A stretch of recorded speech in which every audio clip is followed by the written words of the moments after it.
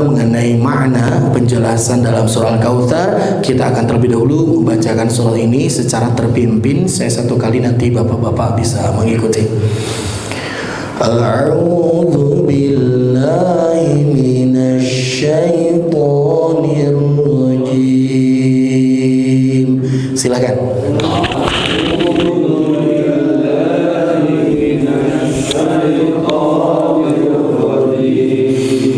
Bismillahirrahmanirrahim. Bismillahirrahmanirrahim. Inna a'tainakal kautsar. Inna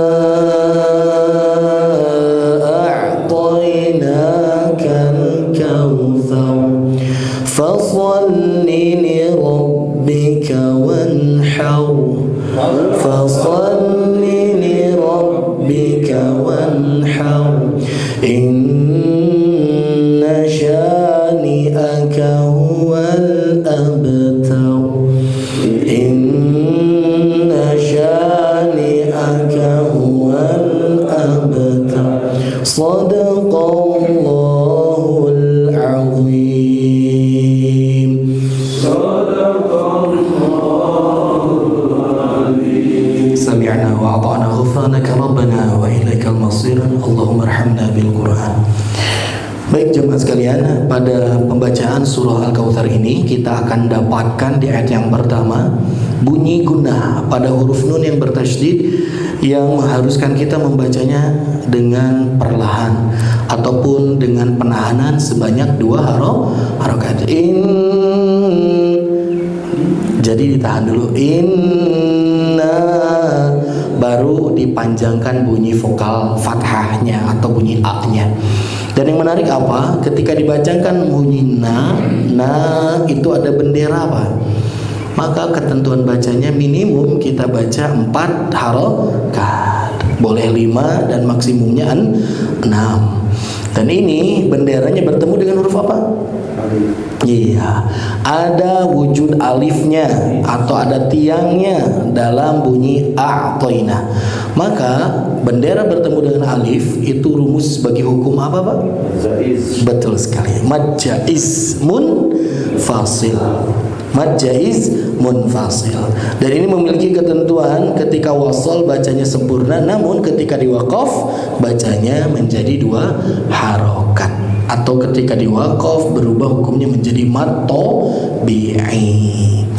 Selanjutnya jemaah sekalian, a'toina, huruf ain di sini jangan sampai dibaca menghilang huruf a-nya. Contoh, inna a'toi, itu hilang, a'toi, jangan sampai hilang, harus ada bunyi ain, a'toi.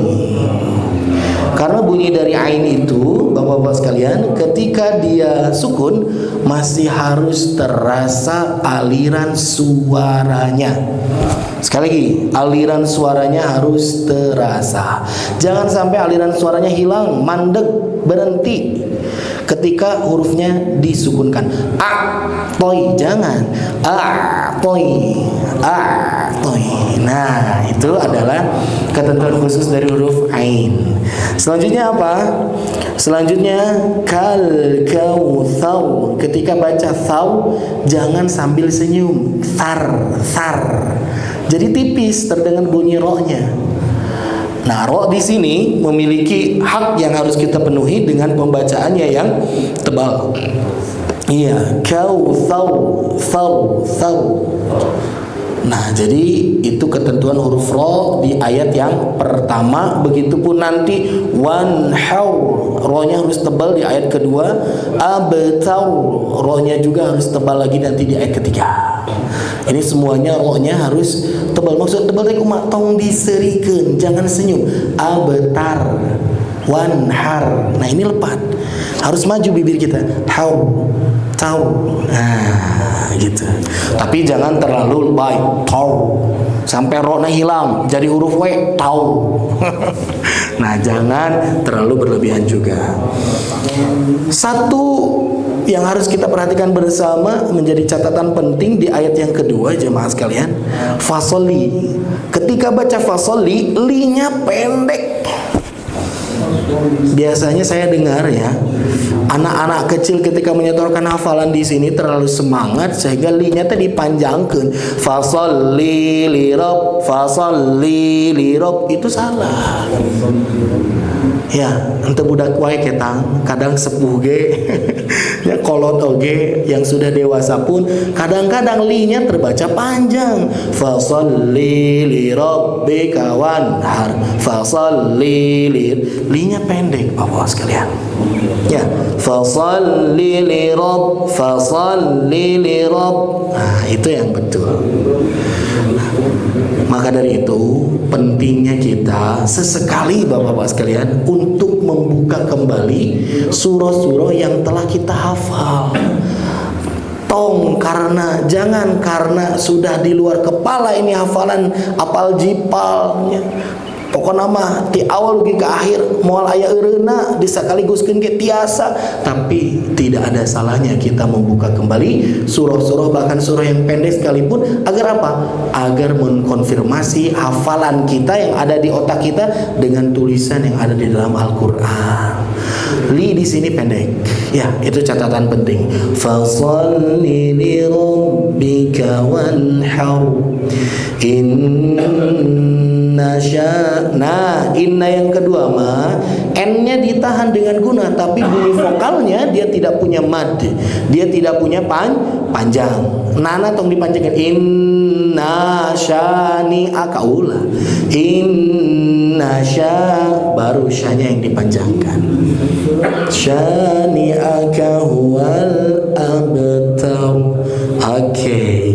Nah, jadi itulah yang harus kita perhatikan dari surah Al-Kautsar, dari tilawahnya ataupun cara pembacaannya. Bapak-bapak sekalian, surah Al-Kautsar ini dinobatkan sebagai surah terpendek di dalam Al-Qur'an. Percaya tuh, Pak? Sangat percaya, karena kita pun hafal. Semua di antara kaum muslimin pun setidaknya gitunya ngapalkeun Al-Baqarah panjang teuing, Ali Imran oge kitu ayana, maka Al-Kautsar lah menjadi pilihan mereka untuk menghafalkan. Al-Baqarah dibaca sasurat jeung Al-Kautsar dibaca sasurat, sami-sami keneh. Sami-sami naonna? Sami-sami rengse ataupun selesai baca satu suratnya. Coba ini baca Al-Baqarah ngan 3 ayat sabaraha persenan. Berbeda dengan ketika baca Al-Kautsar 3 ayat, itu sama dengan menyelesaikan suratnya secara sempurna. Dinobatkan menjadi surah yang paling pendek. Dari segi apa jamaah? Dilihat dari apanya yang paling pendek nih? Jumlah. Ternyata kalau dari jumlah ayat nih ada yang menyamai nih, ada yang menyaingi dari surah Al-Kautsar. Al-Kautsar 3 ayat, ada yang 3 ayat selain Al-Kautsar. Apa, Pak? Kulhu ante kul huwallahu, Pak. Kul huwallahu 4 cabi we. Kul huwallahu ahad, Allahus samad, lam yalid wa lam yulad wa lam yakul lahu kufuwan ahad. Eta teh 4, Pak. Mentangna aya nu maca kulhu leuheung keneh tibatan Al-Kautsar. Al-Kautsar nganti kulhu aya 4 ayatna. Naon deui anu salian ti Al-Kautsar selain dari Al-Kautsar yang punya 3 ayat? Surah Al-Asr. Wal 'asr innal insana lafi khusr illal ladzina amanu wa 'amilus shalihat wa tawassaw bil haqqi wa tawassaw bis sabr. Tilu. Itu saingan dari Al-Kautsar, itu Al-Asr. Dan ada satu lagi yang menyaingi, yang sama jumlah ayatnya, 3 ayat nih. Surah apa, Pak? Mirip jeung Al-Asr namina, tinggal diganti paina tambahan ku N. Jadi An-Nasr. An-Nasr ge sami, nu kumaha An-Nasr? Urang mah hafalna teh Idaja, ya, surah Idaja, padahal eta teh An-Nasr. Surahnya seperti apa? Bismillahirrahmanirrahim. Idza jaa nasrullahi wal fath wa ra'aitan nasa yadkhuluna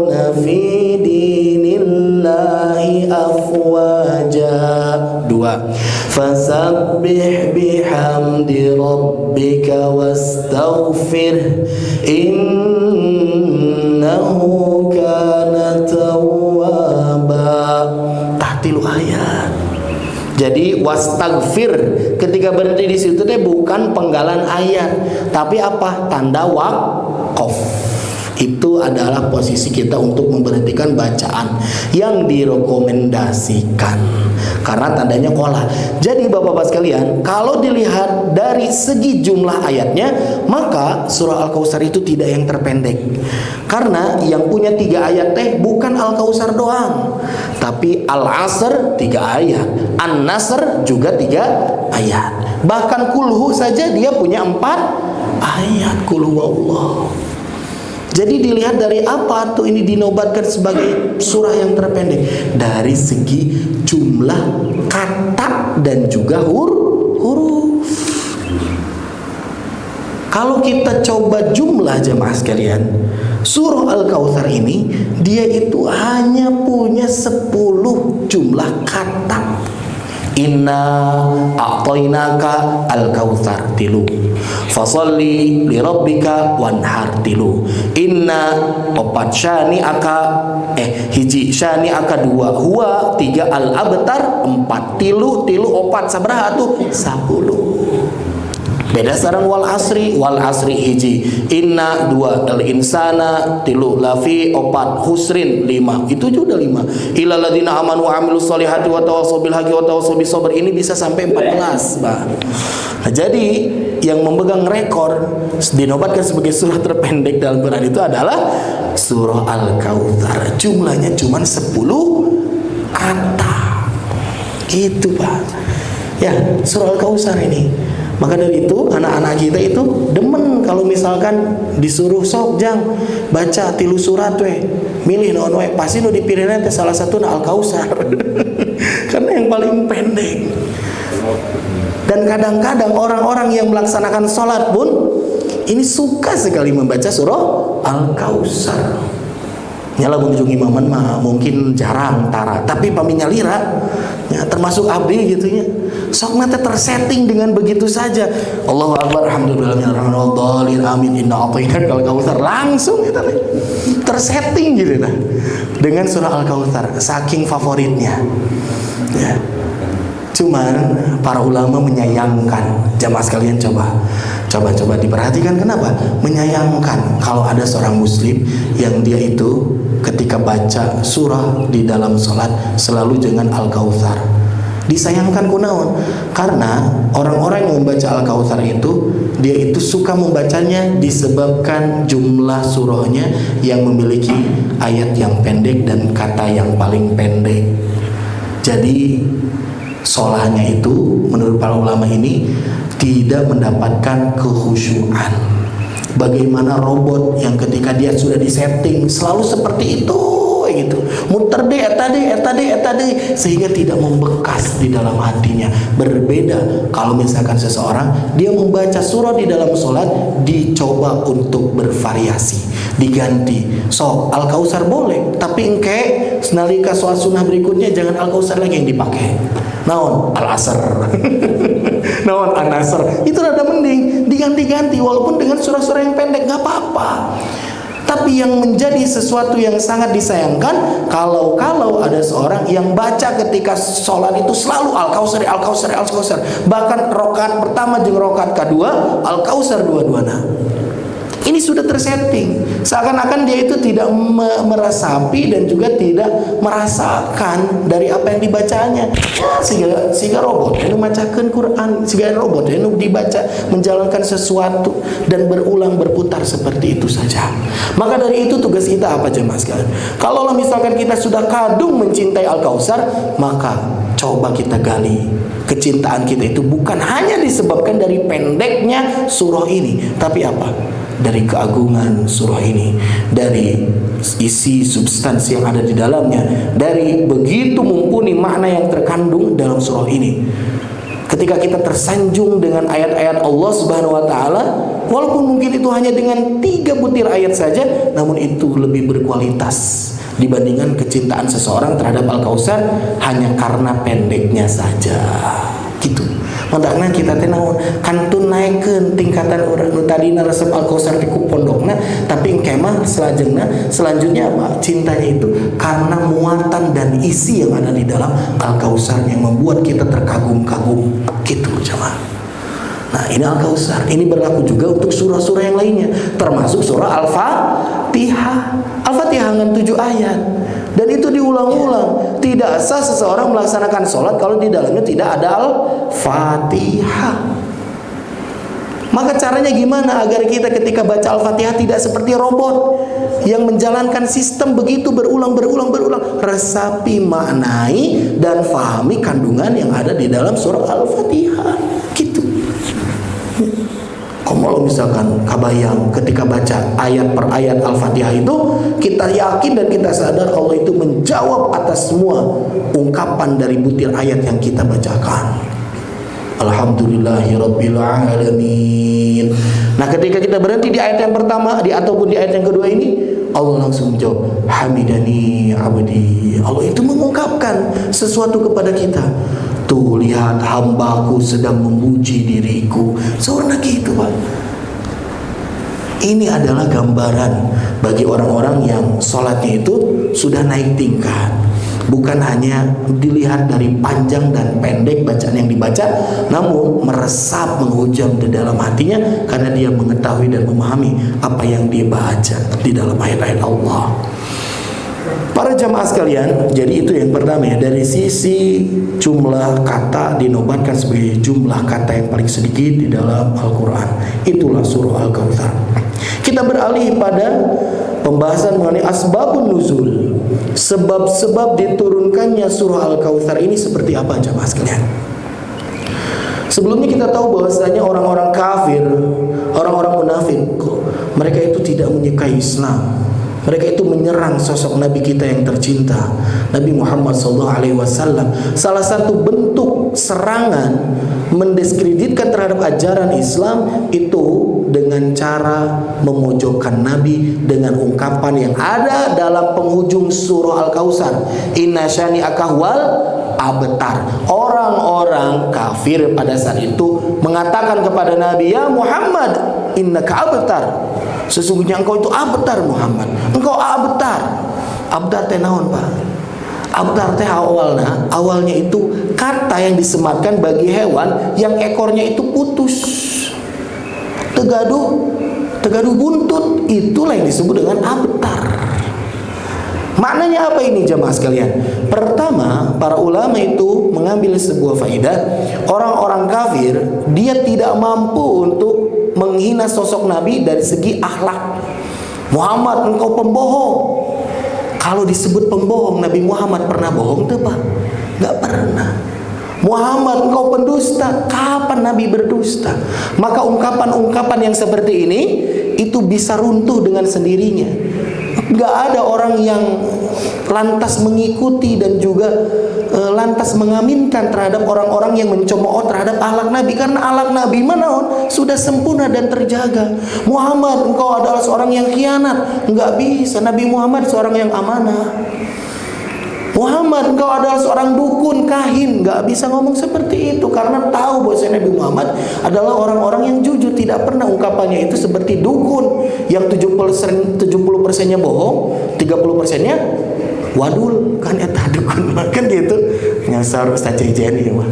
Jadi tidak seperti dukun yang seperti itu ucapannya. Nabi Muhammad tidak bisa dibantah mengenai sosok keagungan akhlaknya. Maka caranya menjatuhkan sosok Nabi dengan ungkapan abtar. Abtar, engkau Muhammad terputus, tidak punya keturunan. Engkau tidak ada generasi pelanjut Muhammad. Dan ini adalah ungkapan yang seakan-akan jamaah sekalian itu relate sesuai dengan sosok Nabi kita, Nabi Muhammad Sallallahu Alaihi Wasallam. Nabi Muhammad itu tidak punya generasi pelanjut dan penerus dari sisi anak laki-laki.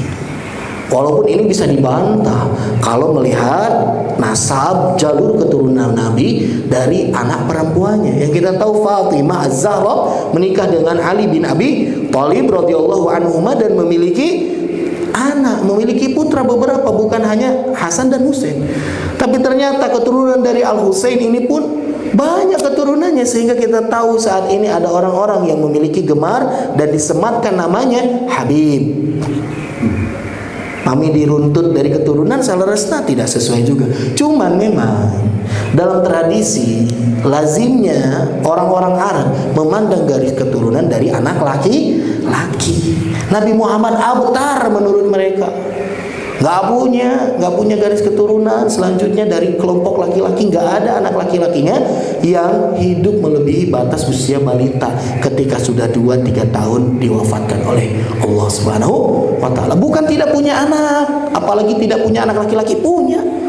Nabi Muhammad itu punya anak berapa bapak-bapak? Punya anak 7. 7. Siapa aja namanya? Iya, salah satunya itu nomor 7 Pak. Kalau anak Nabi gaduh 25, aduh bingung sih karena nggak runtutnya. 7 anak Nabi Muhammad SAW, ya. 7 itu laki-lakinya ada 3 dan perempuannya ada 4. Dari urutan dilahirkannya yang pertama itu malah laki-laki. Nabi Muhammad SAW memiliki putra keturunan itu 7. Dari mana sumbernya? Dari mana ibunya? Ibunya itu adalah dari satu istri saja, yaitu dari Khadijatul Kubra. Dari istri yang pertama Khadijah. Dari istri yang kedua, ketiga, keempat, kesembilan, atau bahkan yang menyebutkan sampai 11 istri Nabi Muhammad SAW itu tidak memiliki keturunan, melainkan hanya dari istri yang pertama Khadijatul Kubra radhiyallahu anha. Yang pertama jemaah sekalian, anak yang lahir itu adalah laki-laki. Namanya siapa? Al-Qasim. Namanya siapa? Al-Qasim. Makanya beberapa hadis yang kita baca ataupun kita pernah dengar, ada seorang sahabat Nabi menyemati memberikan kunyah kepada Nabi itu dengan ungkapan ya Abul Qasim. Abul Qasim itu siapa? Nabi Muhammad SAW. Wahai bapak anak Qasim. Gitu. Al-Qasim itu anak yang pertama. Yang kedua baru perempuan. Yang kedua itu anaknya bernama Siti Zainab atau namanya Zainab. Yang ketiga namanya siapa? Namanya Ruqayyah. Yang keempat Ummu Kulthum. Yang kelima, ini istrinya Ali bin Abi Thalib siapa? Fatimah. Az-Zahra itu adalah gelarnya, sang mawar, sang bunga. Yang keenam, laki-laki, namanya siapa? Abdullah. Dan yang ketujuh, namanya bapak tadi Ibrahim. Nah, Ibrahim ini adalah satu anak yang dilahirkan dari beda ibu. Siapa ibunya? Ibunya adalah seorang keturunan dari Mesir bernama Maria. Katanya ini adalah awalnya itu seorang Yahudi, ya, dinikahi oleh Nabi. Ada yang menyebutkan dinikahi, atau juga yang menyebutkan bukan sebagai istri dari Nabi Muhammad SAW.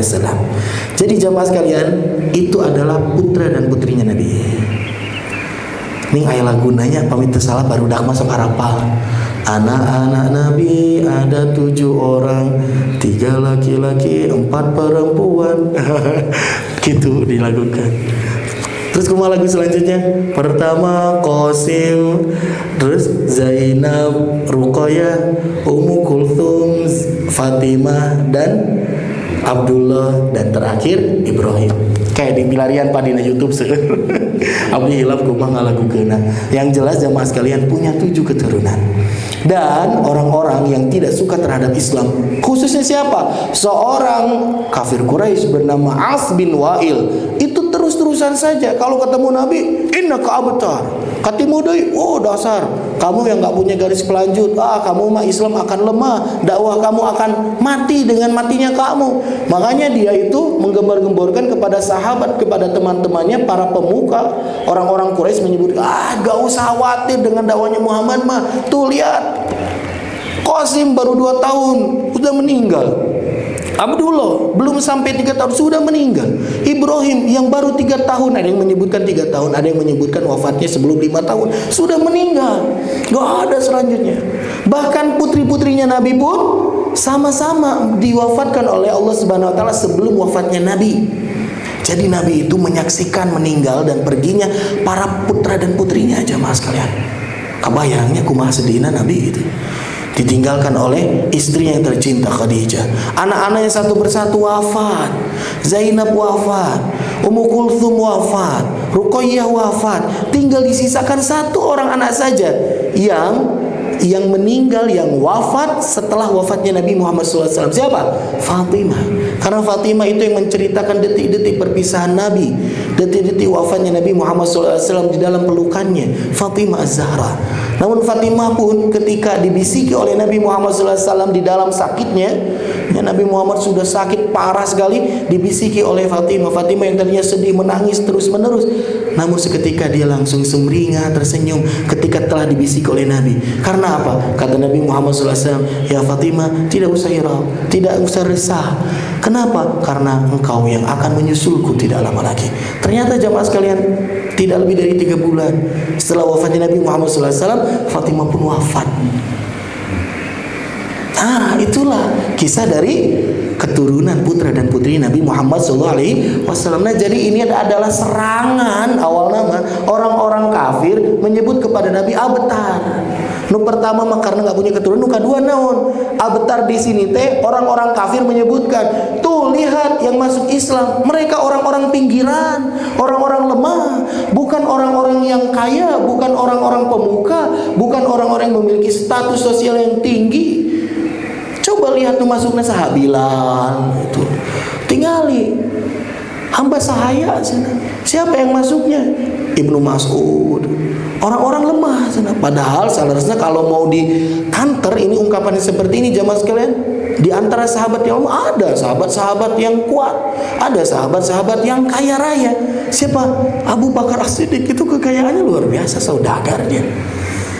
Tapi orang-orang Quraisy itu istilah nama bahasa kita mengumpahan diri namanena sorangan, ngabebenjokeun, tinggal itu tak enak naonan, pasti bakal pareum sorangan, pasti akan redup sendiri dakwahnya, pasti akan abtar, terputus itu dakwah Islam. Mereka menyebut seperti itu jamaah sekalian. Maka dari itu tiba-tiba menurut ungkapan para sahabat, Nabi Muhammad yang nuju ngariung sareng para sahabatna, nuju anu ngobrol segala rupa, segala macam.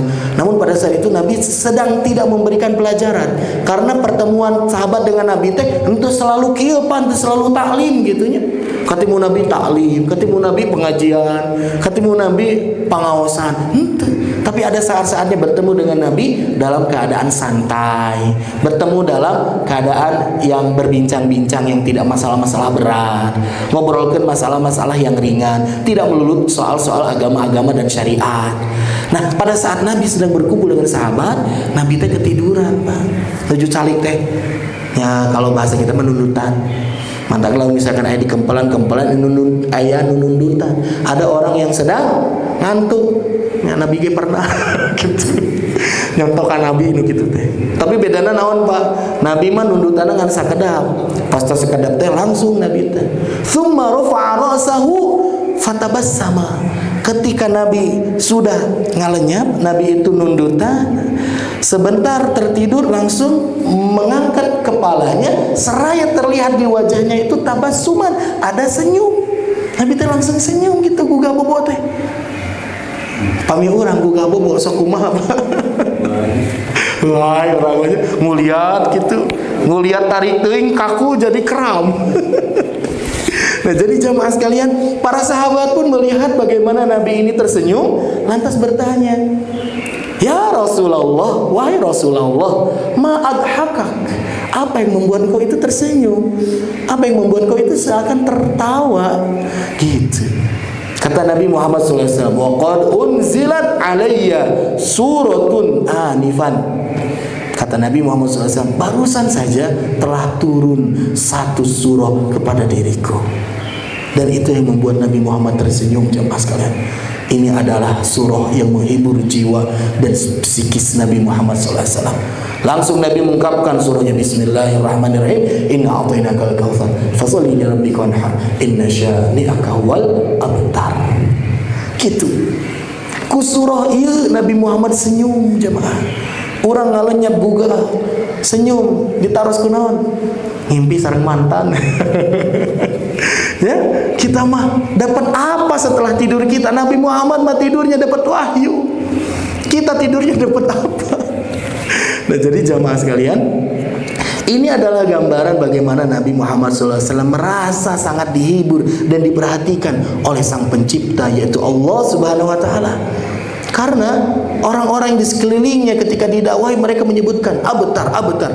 Ternyata kata Allah Subhanahu, inna syani'aka huwal abtar. Nabi Muhammad, jangan risau, jangan sedih, jangan resah. Karena apa? Yang abtar itu bukan engkau. Yang abtar itu dia, mereka yang membenci dirimu. Kata Allah begitu. Langsung setelah itu Nabi Muhammad menyebutkan para sahabat-sahabat seluruhnya, apakah kamu tahu apa itu Al-Kautsar? Mal Kautsar, kata Nabi. Tahu nggak makna dari Kautsar? Kata para sahabat, la adri, kami tidak tahu, aku tidak tahu. Allahu wa rasuluhu alam, Allah dan Rasulnya yang lebih tahu. Lantas Nabi mengungkapkan penjelasan mengenai Al-Kautsar. Jamaah sekalian, Allah Subhanahu wa Ta'ala membuka ungkapan di ayat yang pertama dengan ungkapan inna, sesungguhnya kata Allah. Sesungguhnya di sini adalah sesungguhnya kami. Inna, sesungguhnya kami. Tapi ke orang-orang yang punya hasad terhadap Islam, yang seperti ini tuh dikritisi, Pak. Kunaon? Ayatun kul huwallahu ahad. Allah teh sabaraha? Allah itu tunggal, Allah itu esa, Allah itu satu dan tidak berbilang bahkan. Allah itu tidak ada duanya, Allah tidak ada sekutu baginya. Kenapa di sini menyebutkan kami? Kami itu satu gambaran menceritakan bahwasanya lebih dari satu orang, bisa dua, bisa tiga, itu menyebut kami kan. Inna di sini artinya sesungguhnya kami. Nah, abad Allah menyebutkan kami. Apakah Allah itu banyak? Apa jawaban kita kalau ditanya seperti itu? Allah kan cuma esa, tunggal, tapi di sini pakainya kami. Atau diajar teh nuleres. Diajar teh tong sapo. Inna di sini maknanya kami untuk apa? Litakrim, untuk memuliakan Allah Subhanahu wa Ta'ala, zatnya yang telah mulia. Allah itu untuk memuliakan dirinya, memberikan penegasan dengan ungkapan kami, sesungguhnya kami, karena Allah punya kekuasaan, karena Allah punya kekuatan, karena Allah memiliki kemahasegalaan. Itu adalah Allah Subhanahu wa Ta'ala. Jangankan Allah, kadang manusia saja yang tidak punya kekuasaan sehebat Allah, yang tidak punya kekuatan sekuat Allah, kadang-kadang nyebutnya kami, kan gitu. Karena dia merasa punya power, kan gitu, Pak. Untuk meninggikan dan menguatkan dirinya itu dengan kami. Kalau misalkan ungkapan-ungkapan yang berapi-api, memberikan janji, wacana mengenai proyek yang akan dibuat, kami akan selesaikan masalah ini, kami akan bangun ini, kami akan merealisasikan ini, itu dengan kekuatan. Tapi kalau misalkan eleh, ya, kalau misalkan sesuatu yang menyedihkan, kadang-kadang juga nggak mau sendirian dia, pakainya juga kami. Mohon maaf, kami telah berusaha semaksimal mungkin, namun apalah daya. Ternyata Allah berkehendak lain. Pasien ini sudah diwafatkan oleh Allah Subhanahu wa Ta'ala. Tapi ketika sukses berhasil operasinya, ya alhamdulillah berkat usaha saya kan gitu ya. Atau dengan kami juga. Jadi jamaah sekalian, ini kami itu ungkapan yang wajar dan lumrah dipakai. Walaupun yang berbicara satu orang gitu, tapi kadang memakai kami gitu. Apalagi Allah Subhanahu wa Ta'ala dengan kemuliaan dan ketinggiannya. Inna, sesungguhnya kami, a'toina, kami berikan kepada engkau. Di sini hanya kepada siapa? Nabi Muhammad sallallahu alaihi wasallam, habiban wa syafi'ana. Nabi Muhammad diberi sesuatu oleh Allah Subhanahu wa Ta'ala. Dan kata para ulama menyebutkan diksi a'ta yu'ti di dalam Al-Quran. Kalau bapak-bapak ketemu kata a'ta, nah itu maknanya pemberian, jamaah. Pemberian yang langsung bisa dimiliki, pemberian yang langsung menjadi hak milik, itu a'ta. Biasanya dengan ungkapan diksi a'ta. Itu yang pertama ya. Jadi orang memberi dan pemberinya itu jadi hak milik bagi orang yang diberi itu, a'ta memakainya. Karena ada juga orang yang memberi tapi pemberiannya itu harus dikembalikan. Ada orang yang memberi namun pemberiannya itu tidak lantas jadi hak milik bagi orang yang diberi. Ya banyak, ya kan? Nih saya beri dulu. Nah, ayah duluan deh. Nih saya beri ya, buat dipakai selama kamu di sini silahkan. Seperti rumah yang saya tinggali, saya diberi, ya diberi pinjam selama saya di sini kan gitu. Bukan diberi jadi hak milik. Gitu. Seperti apapun yang ada di sini diberi, masjid memberi fasilitas ini tapi bukan jadi hak milik. Tapi kalau ungkapannya a'ta itu menjadi hak milik, itu kata ulama tafsir. Yang kedua, kalau ada kata a'ta di dalam Quran, pemberiannya pun bukan sembarang pemberian jemaah. Karena apa? Pemberiannya sesuatu yang pasti membuat ridho orang yang mendapatkannya. Emang ayah pemberian yang tidak membuat ridho? Banyak, Pak. Banyak. Ketika kita diberi sesuatu tidak sesuai dengan harapan kita, walaupun tos di pasian anggar we campedut kan gitu. Bapak sadayana di pasian ku habis 1 juta ewa, senyum. Tapi kalau bapak tahu saya ngasih ke Ariski lebih dari yang saya kasih ke bapak-bapak, saya kasih ke Ariski mah 10 juta, bapak-bapak kan 1 juta, pasti kan mikir, oh naon berarti ngan 1 juta segala macam. Anu teh syukuran mah gitu lah. Tapi pemberian Allah kalau pakai a'ta itu pasti membuat ridho orang yang mendapatkannya. Bukan membuat ikhlas, kade Pak, ridho jeung ikhlas kadang pahili. Ridho teh naon? Ridho teh nalika nampi urang ridho. Ketetapan dari Allah, takdir yang Allah beri, ridho. Allah kasih rezeki hari ini segini, Allah berikan hasil dari usaha kita hari ini segini, ridho. Tapi ketika kita memberi, mengeluarkan, harus ikhlas. Saya ngasih uang ke Rizky 10.000, saya merido ikhlas. Ulah atau salah ngasih mah kudu ikhlas unggul tong rido. Lamun dapet, tak baru rido. Ya, ketika ada anggota keluarga kita pergi meninggalkan kita, diwafatkan oleh Allah, maka ungkapannya saya ridho dengan ketetapan Allah. Bukan saya ikhlas, anu leuwih leres nama gitu. Ini adalah ungkapan istilah yang harus kita pahami dan harus kita benahi jemaah. Ridho itu ketika mendapat, ikhlas itu ketika memberi. Ridho itu mendapatkan, ikhlas itu mengeluarkan. Apa yang hilang keluar dari tangan kita, kita ikhlaskan. Apa yang datang dalam kehidupan kita ridho dengan seluruh pemberian. Sami dengan istilah tadabur jeung tafakur kade pahili. Yuk orang healing tadabur alam. Tah ieu teh kadang kurang tepat gitu. Tadabur mah lebih tepat untuk apa? Untuk ayat-ayat Allah. Ayat-ayat Allah di mana? Di Quran. Karena ungkapan ayatnya gimana? Afala yatadabbaruna al-Quran. Apa yang mesti ditadaburi? Yang mesti ditadaburi itu adalah Al-Quran. Yudabbiru ayati, untuk mentadaburi ayat-ayat Al-Quran. Jadi lamun kana Al-Quran tadabur.